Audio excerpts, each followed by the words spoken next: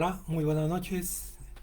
Amigos, estamos de vuelta aquí para continuar estudiando las profecías a la luz de Daniel y Apocalipsis. Espero que haya pasado bien con la bendición de Dios.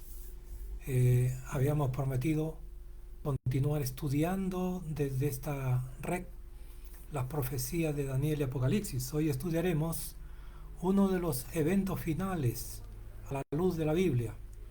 Me refiero a los eventos finales antes de la venida de Jesús. Podemos mencionar aquí a algunos de ellos, pero antes de ello, permíteme por favor orar antes de abrir la palabra de Dios, ¿ok? Querido Padre, Señor, te damos gracias por este momento que dedicamos para compartir tu palabra, lo que tú nos has enseñado. Queremos compartirlo, que pueda ser de bendición para las personas que de corazón sincero recibirán, Señor mío, este mensaje. Bendice a cada uno de nuestros amigos que se conecten y que puedan ver esta presentación. Oramos en el nombre de Jesús. Amén. Amén.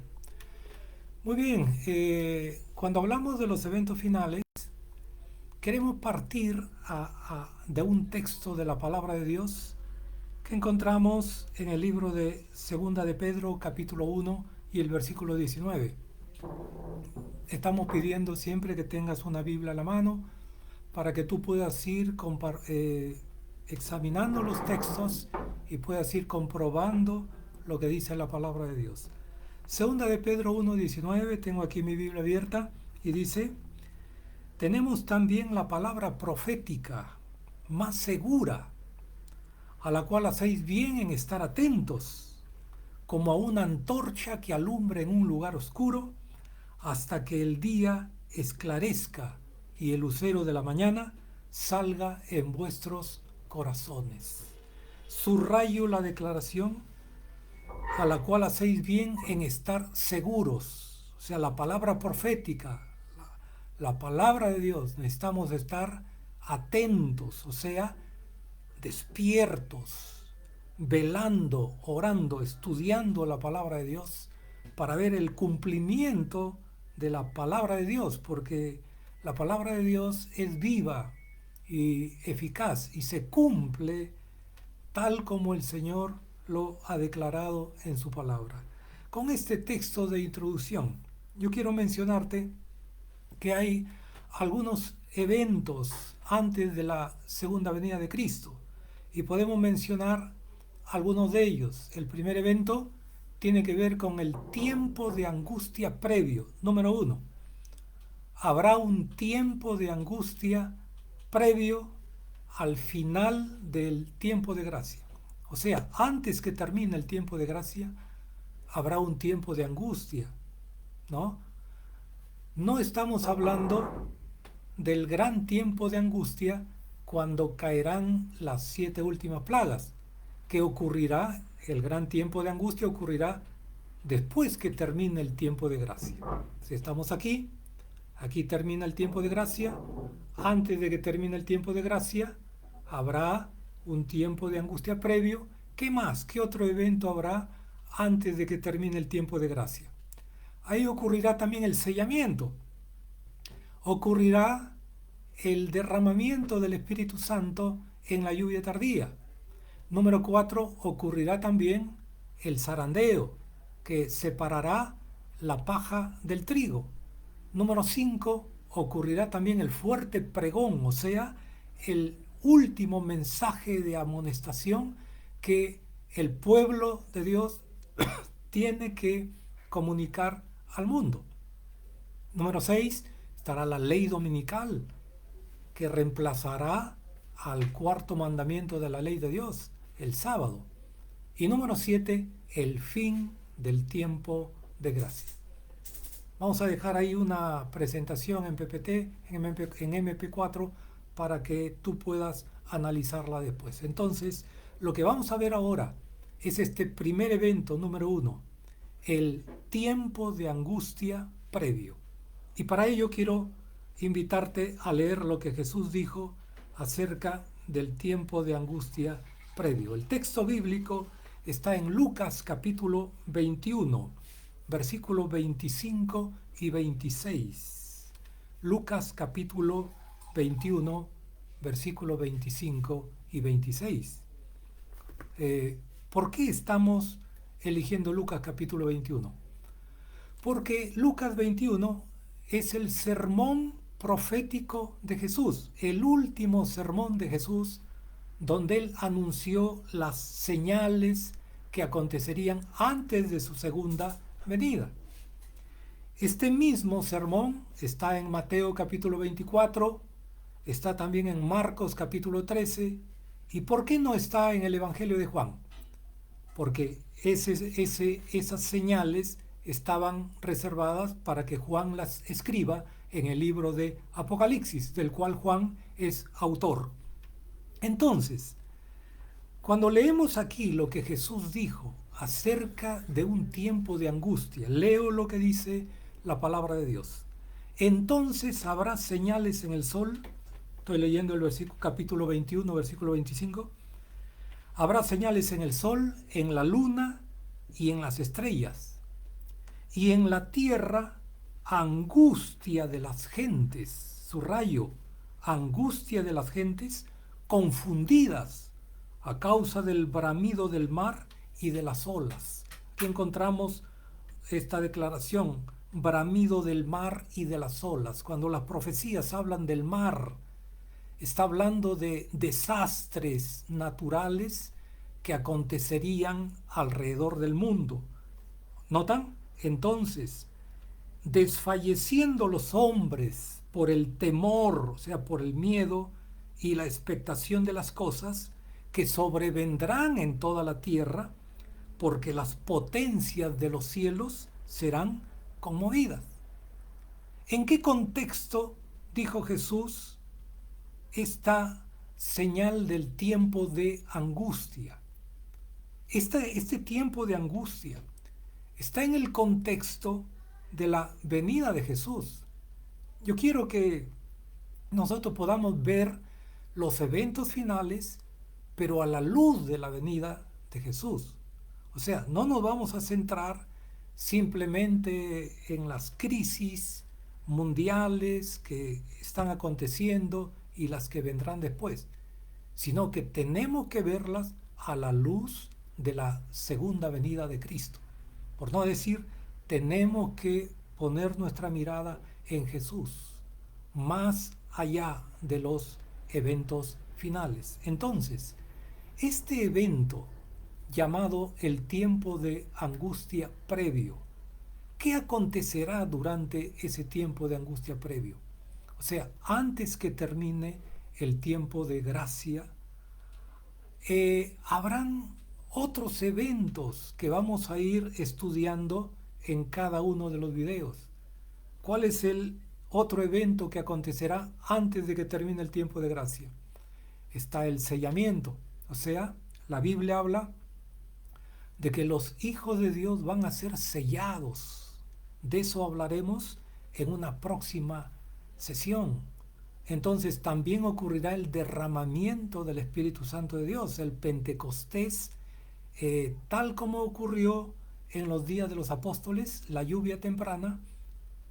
Está anunciado el derramamiento del Espíritu Santo en la lluvia tardía para dar fuerza al mensaje de los tres ángeles y anunciar al mundo el último mensaje de advertencia a esta tierra. Ocurrirá también el decreto de la ley dominical en reemplazo del cuarto mandamiento, el sábado. Y finalmente ocurrirá el tiempo final, o sea, terminará el tiempo de gracia. De eso también vamos a estudiar. ¿Qué señales ocurrirán antes de que termine el tiempo de gracia?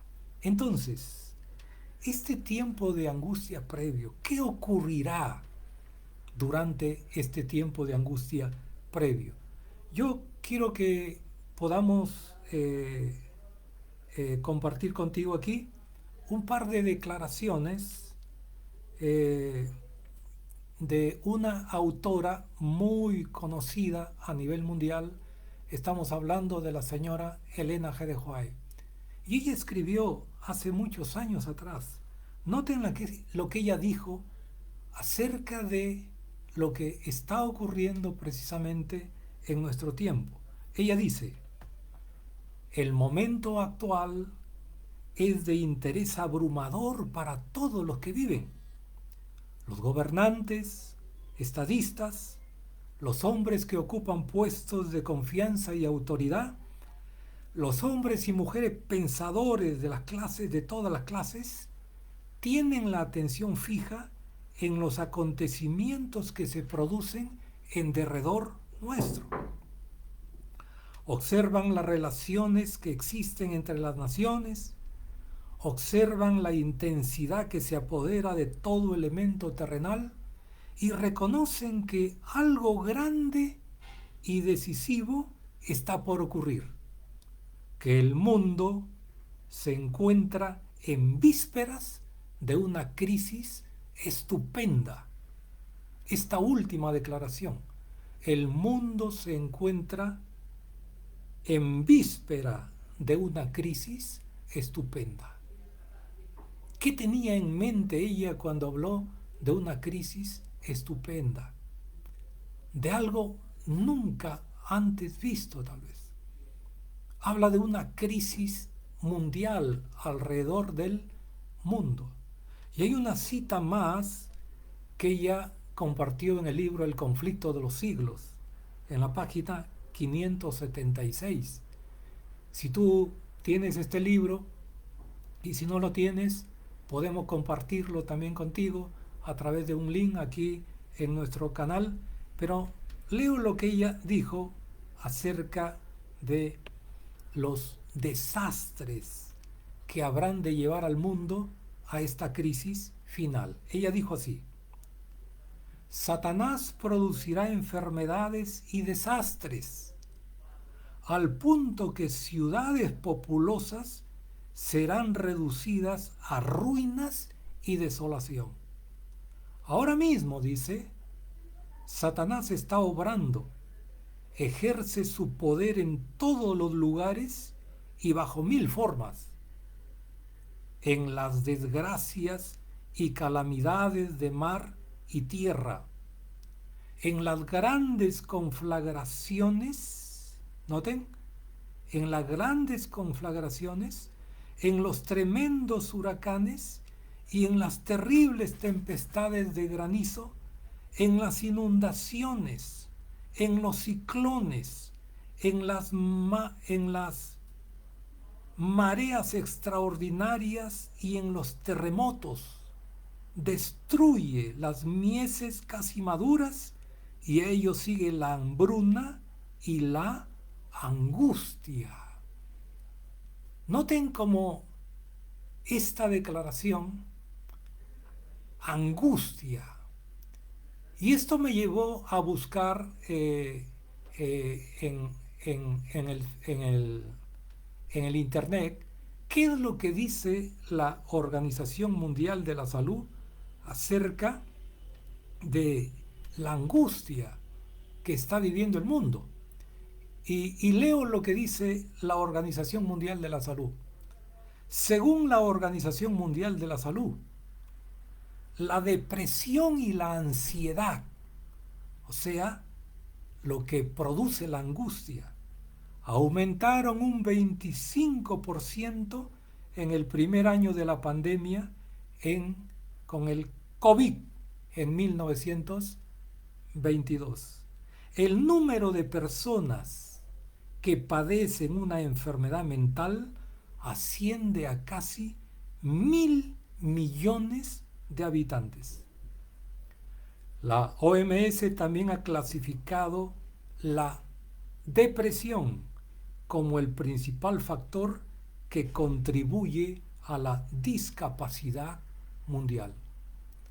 O sea, las mismas organizaciones mundiales declaran que el mundo ha entrado en un estado tal de ansiedad con síntomas físicos que llevan a la angustia con síntomas psicológicas que producen ese temor, esa depresión finalmente, que termina discapacitando al ser humano para poder entender realmente lo que está ocurriendo en derredor. Pero gracias a Dios, a la luz de la palabra de Dios, nosotros podemos entender lo que está ocurriendo. Cuando hablamos de este primer evento, el tiempo de angustia previo, del cual Jesús nos acaba de decir, sería un preludio de su segunda venida. Entonces, ¿qué ocurrirá en medio de esta crisis mundial? ¿Qué es lo que va a ocurrir? Estamos viendo de que quien está detrás de todos estos desastres naturales, de estos inundaciones que ocurren alrededor del mundo, de estos granizos, de estos ciclones, de estas tempestades, y por qué no mencionar también de la violencia que ha inundado al mundo, como una de las señales que Jesús también anunció antes de su venida. Amigos, yo quiero que por favor nosotros podamos estar advertidos acerca de esto. ¿Por qué? Porque cuando esto empiece a acrecentarse alrededor del mundo, ¿qué es lo que hará Satanás para poder engañar al mundo? Noten, leo lo que dice esta escritora inspirada, otra vez en el libro Conflicto de los Siglos. Y luego de esta crisis mundial, el gran engañador, o sea, Satanás, persuadirá a los hombres de que son los que sirven a Dios los que causan esos males. ¿Y quiénes son los que sirven a Dios? Los que guardan sus mandamientos, los que respetan el cuarto mandamiento, el sábado del Señor. Y Satanás hará creer al mundo que la crisis ha venido porque no se respeta el domingo como el día del Señor. Noten, todo lo contrario. Satanás engañará al mundo para hacerle creer que los desastres naturales vienen porque hay un pueblo, porque hay una iglesia que no respeta el domingo, que más bien guarda el sábado como día de reposo y que no respeta las leyes que han dado los gobiernos, porque finalmente los gobiernos, empezando por el gobierno de los Estados Unidos de Norteamérica, y eso vamos a estudiar más adelante, donde se está gestando precisamente esta ley dominical. Lee tú la agenda 2025 del gobierno de Trump, donde en esta agenda se contempla precisamente un día de descanso para los obreros, para que descansen los obreros, para que descanse la tierra, para que descanse las familias. Y esto en concordancia con lo que ya el Papa Francisco había dicho en su encíclica Laudato Si, y más atrás el Papa Juan Pablo II en su encíclica Deis Domini, traducido al español Día Domingo, donde se hace un llamado al mundo entero a volver al domingo como el día del Señor. Imagínense, llamando al domingo el día del Señor. Y estas encíclicas, a la par con esta Agenda 2025 del gobierno de Donald Trump, coinciden en un punto, en hacer creer al mundo que hay necesidad de unirse bajo una sola bandera, y es la ley dominical, un día de descanso para los obreros. Esto no es nuevo. Esto no es nuevo. Si tú vas más atrás en la historia, en 1880 ya se dieron en los Estados Unidos leyes dominicales. ¿Y quién promovió esas leyes dominicales en Estados Unidos de Norteamérica? Nada menos que el Papa León XIII. El Papa León XIII envió al Parlamento norteamericano este pedido para que se legisle una ley dominical, para que los obreros, los trabajadores, puedan tener un día de descanso. ¿Por qué? Porque este Papa León XIII fue un defensor de los obreros, de los trabajadores. Y entonces hubieron unas leyes dominicales que finalmente no prosperaron. El Congreso finalmente no aprobó esta ley dominical, pero te menciono esto porque ya hubo intentos de una ley dominical en el pasado. Entonces, como resultado de estas crisis, de estos desastres que habrán de inundar el mundo entero, Satanás engañará a la gente y le hará creer que es por causa de no respetar al domingo y es por causa de ese pueblo que respeta el sábado que están viniendo esos desastres naturales. ¿Te das cuenta? Todo lo que hay detrás de todo esto, de este tiempo de angustia que está llevando al mundo entero a un estado de discapacidad tal que la misma Organización Mundial de la Salud está preocupado por ello. Yo quiero ir cerrando esta presentación con lo que Jesús dijo, cómo interpretó Jesús este tiempo de angustia. Yo voy a leer dos textos más ahí. Quiero que leas conmigo Mateo capítulo 24. Mateo capítulo 24. Mateo capítulo 24. ¿Cómo interpretó Jesús estos eventos finales? Mateo capítulo 24, donde está el mismo sermón profético que hemos leído en Lucas. Mateo capítulo 24 también registra este mismo sermón. Y en los versículos 1 al 3 dice la palabra de Dios que cuando Jesús salió del templo y se iba, se acercaron sus discípulos para mostrarle los edificios del templo de Jerusalén. Y respondiendo Jesús les dijo: ¿veis todo esto? De cierto os digo que no quedará piedra sobre piedra que no sea derribada. Y estando él sentado en el monte de los olivos, los discípulos se le acercaron aparte diciendo: dinos, ¿cuándo serán estas cosas? ¿Y qué señal habrá de tu venida y del fin del mundo? Noten la pregunta: ¿cuándo serán estas señales? Y Jesús,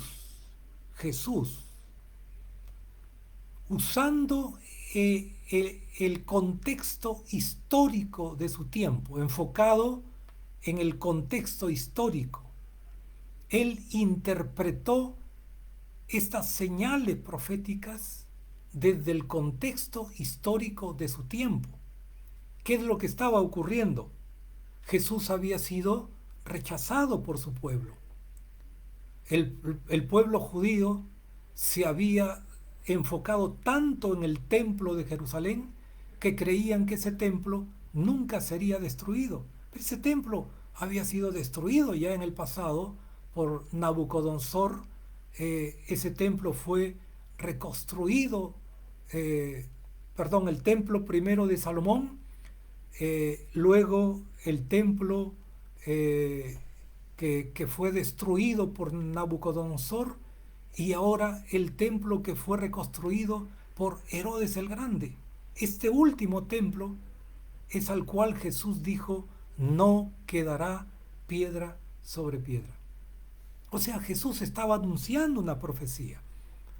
Estaba diciendo que en los próximos años sin que haya pasado esa generación, Jerusalén sería destruida.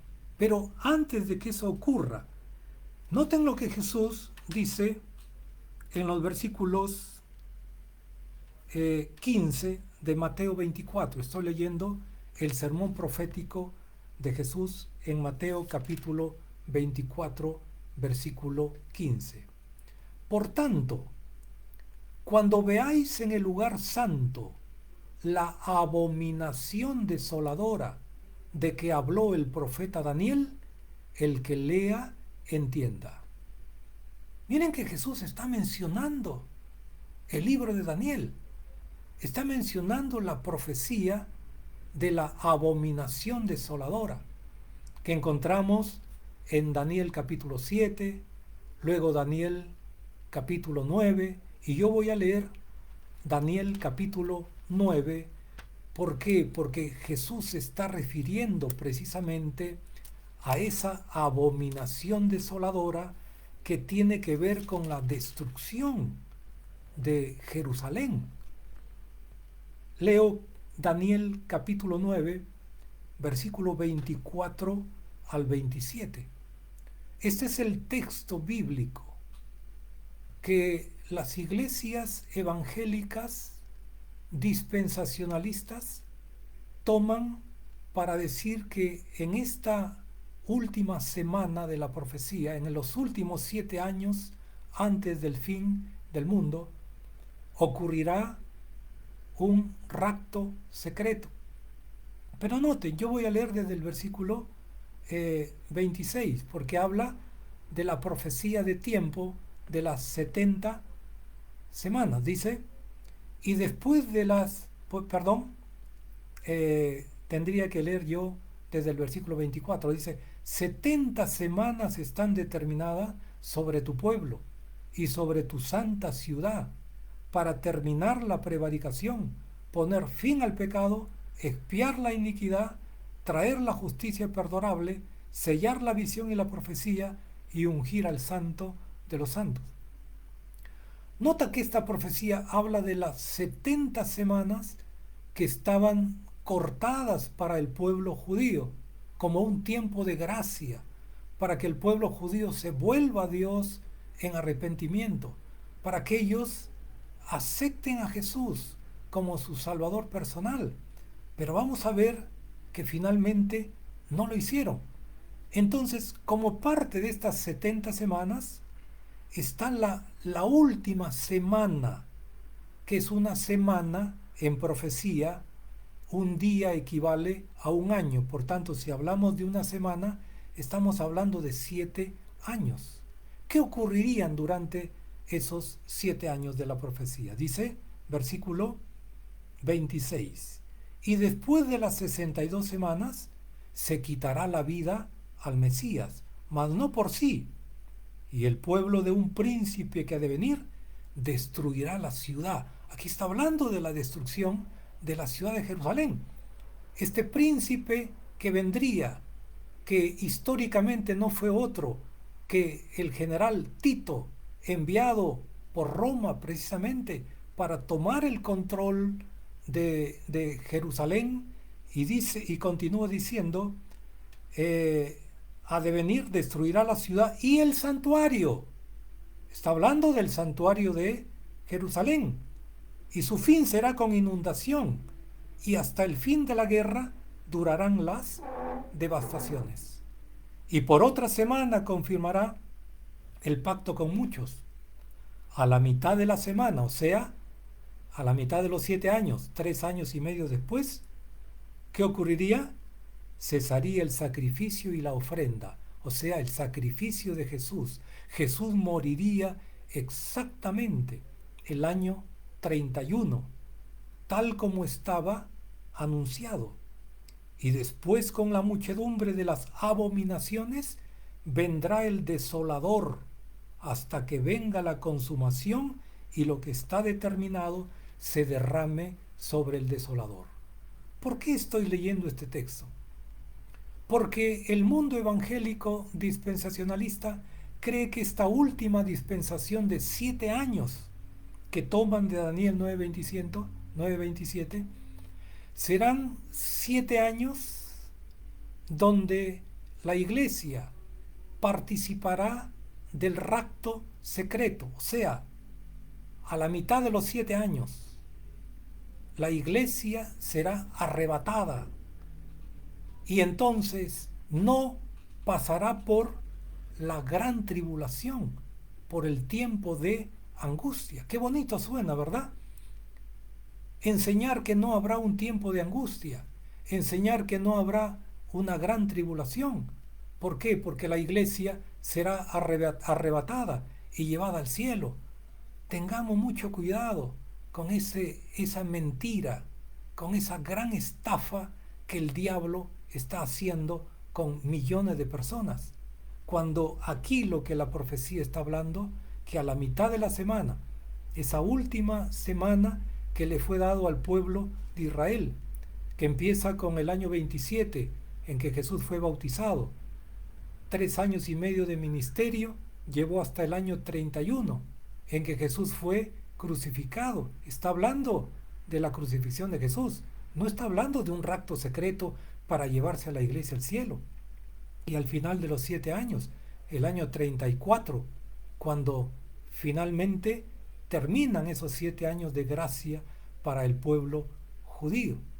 Y entonces, a esto se está refiriendo Jesús en Mateo capítulo 24 y el versículo 15. Vuelvo a leer lo que dice Mateo 24, 15. Por tanto, cuando veáis en el lugar santo la abominación desoladora de que habló el profeta Daniel, el que lee, entienda.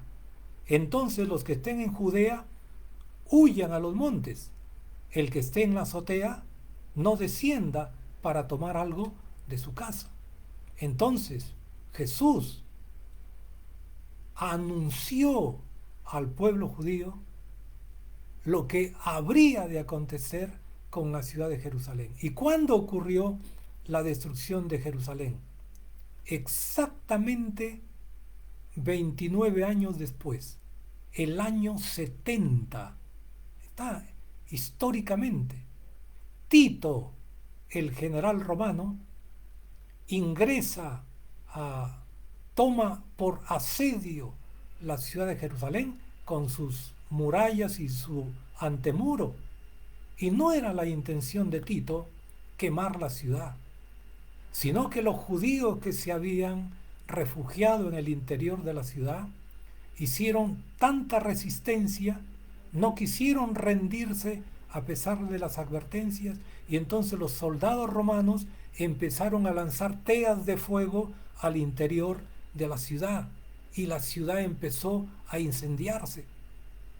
Y la ciudad se incendió, y el templo, el santuario, se quemó, y los romanos ingresaron y terminaron arrasando la ciudad de Jerusalén y el santuario. Y lo único que quedó es el muro de los lamentos, que hasta ahora existe, donde los judíos van a orar cada vez en el muro de los lamentos.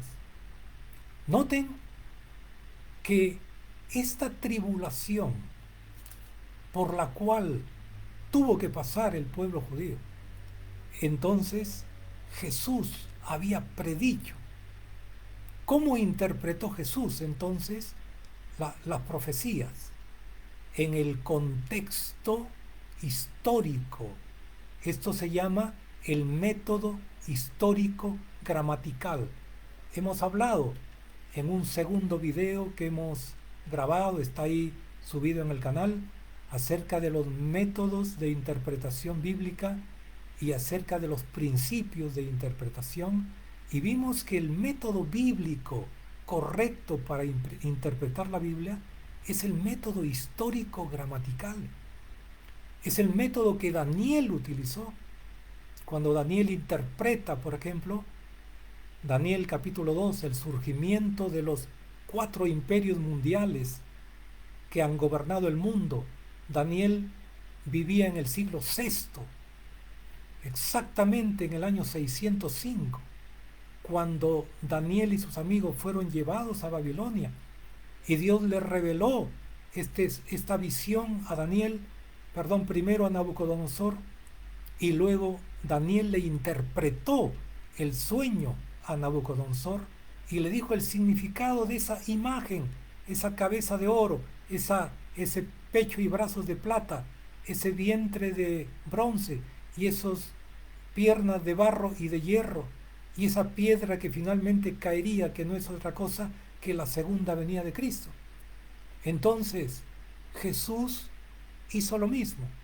Jesús interpretó las profecías en el contexto histórico de los días de Daniel, de los días de Jesús, y a través de la historia estas profecías se han ido cumpliendo hasta los últimos días. Ese es el método de interpretación que Jesús utilizó para mostrarles.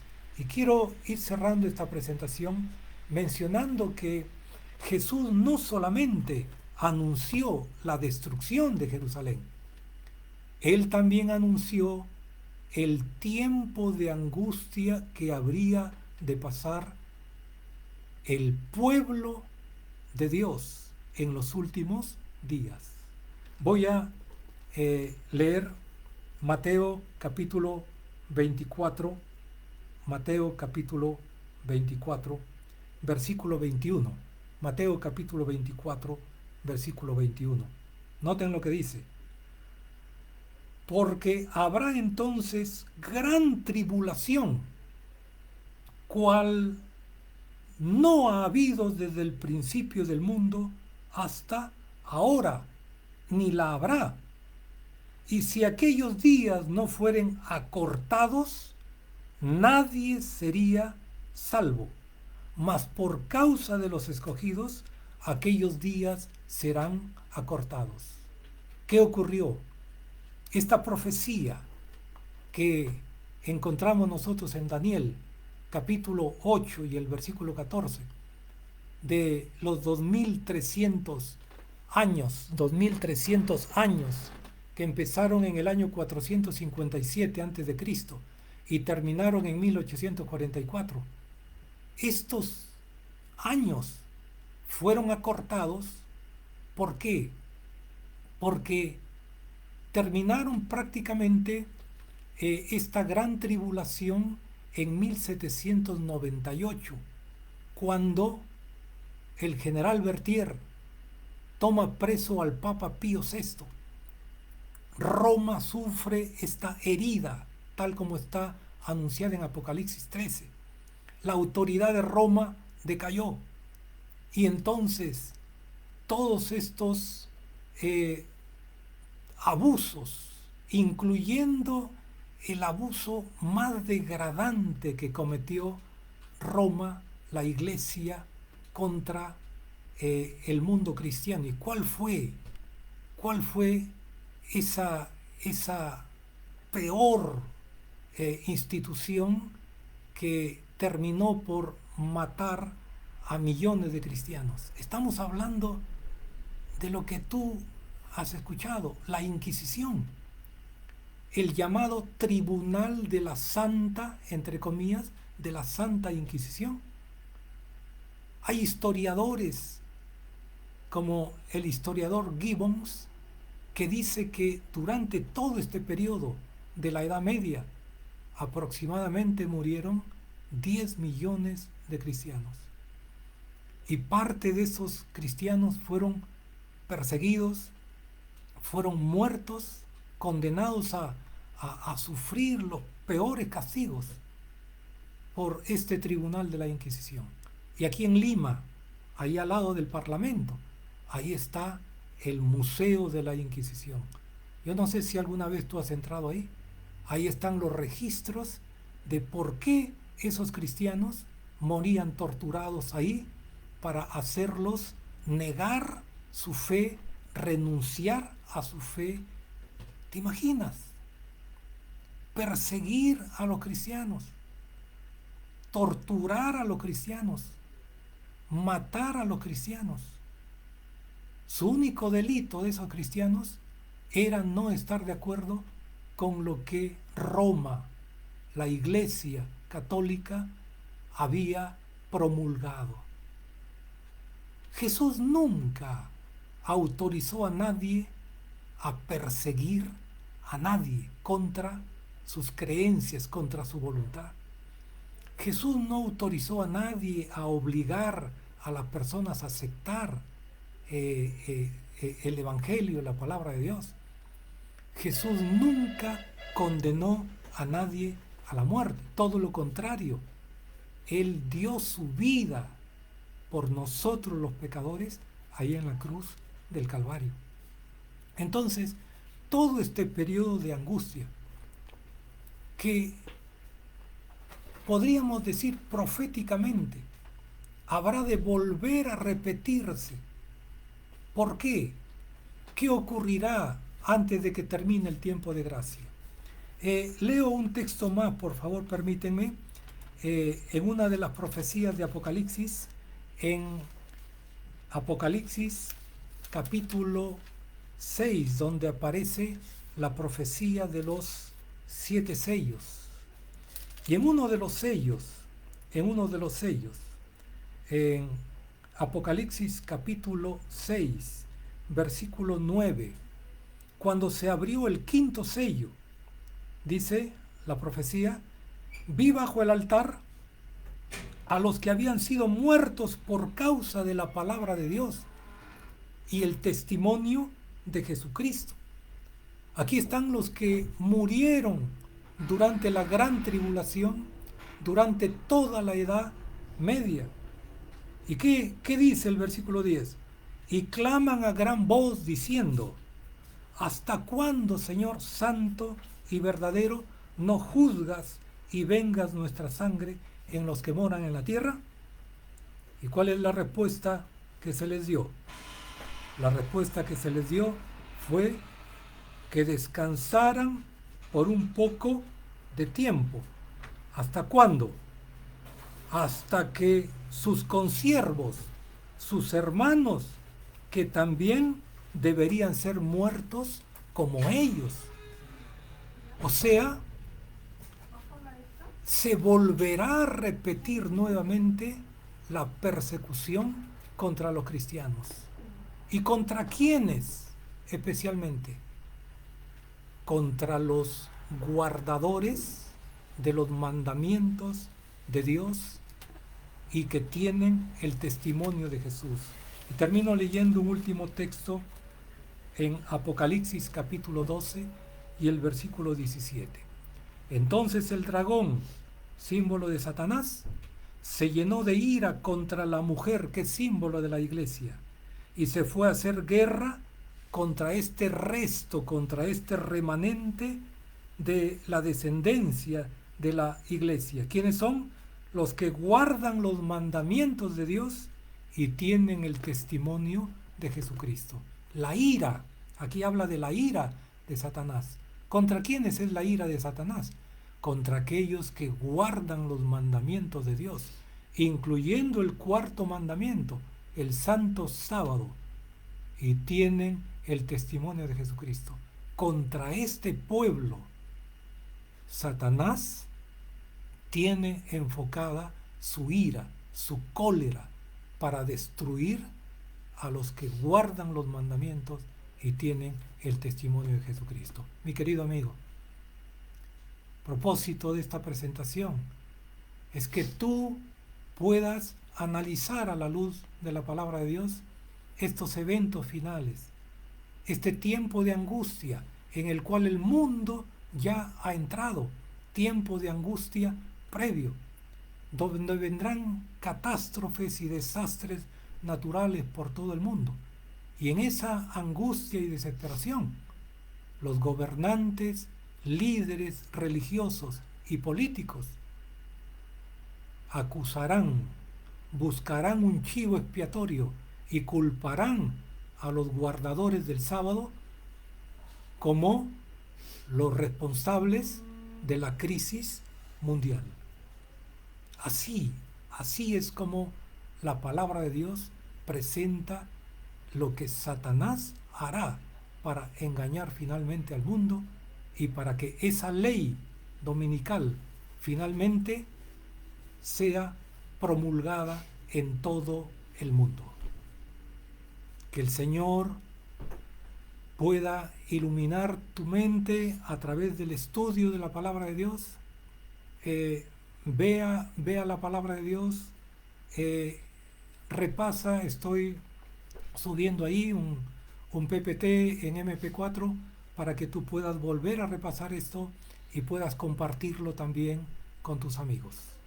El siguiente video que estaremos grabando será acerca del segundo evento, el sellamiento de los fieles de Dios en los últimos días. Un grande abrazo, que el Señor te bendiga. Amén.